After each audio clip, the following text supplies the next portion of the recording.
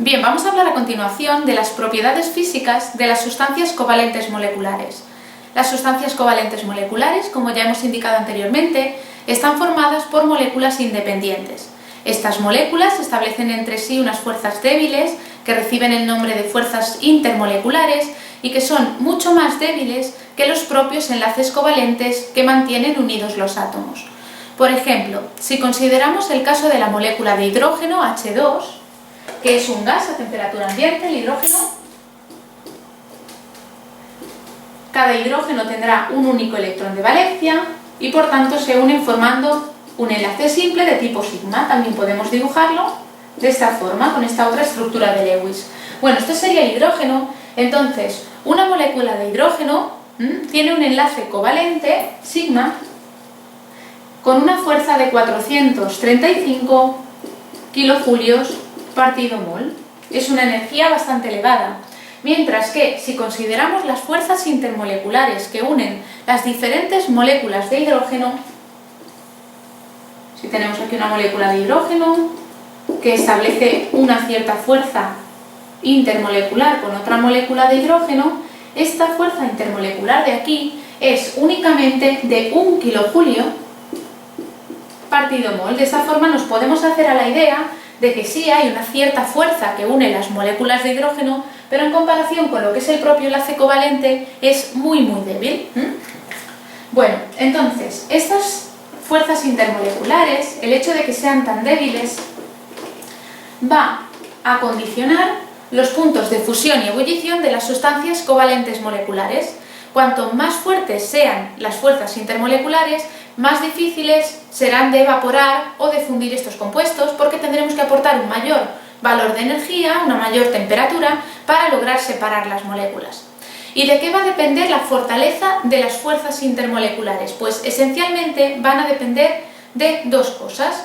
Por una parte de la masa molecular y por otra parte de la polaridad de la molécula.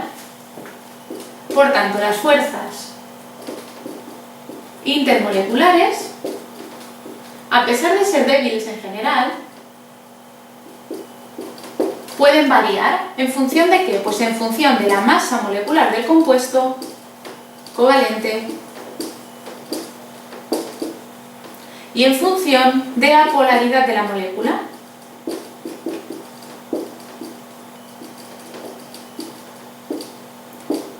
En cuanto a la masa molecular, bueno, cuanto mayor es la masa molecular del compuesto, mayores serán las fuerzas intermoleculares que establece, y entonces será más difícil de evaporar porque hay que aportar, como decíamos, más energía para separar las moléculas.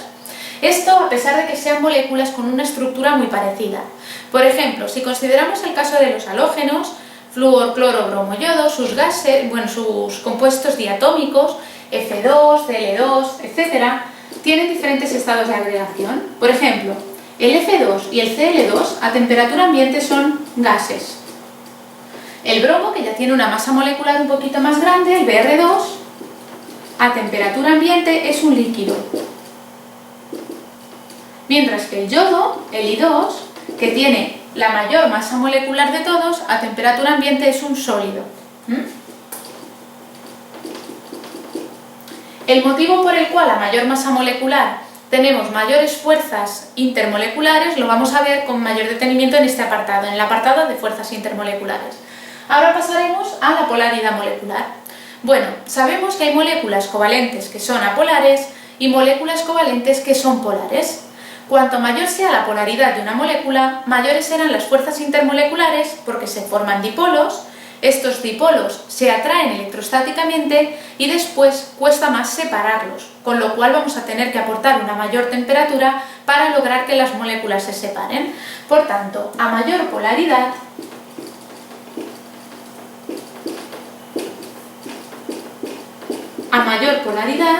tendremos más fuerzas intermoleculares o mayores. Por ejemplo, consideremos el caso de la molécula de agua. Recordemos que la molécula de agua tiene, el oxígeno tiene hibridación sp3 y presenta dos orbitales híbridos sp3 que tienen cada uno de ellos un par libre y otros los utiliza para enlazarse con los hidrógenos haciendo que la molécula, por repulsión de estos pares electrónicos libres con los enlazantes, tenga un cierto ángulo, no sea lineal, y este ángulo sea de 104,5 grados. Bueno, tenemos esta geometría angular para la molécula de agua, y recordemos que una molécula covalente puede tener enlaces polares cuando los elementos o los átomos que forman el enlace tienen diferencias de electronegatividad notables. En el caso del oxígeno, la electronegatividad del oxígeno es de 3,5. En el caso del hidrógeno, tenemos una electronegatividad de 2,1. Esto va a hacer que,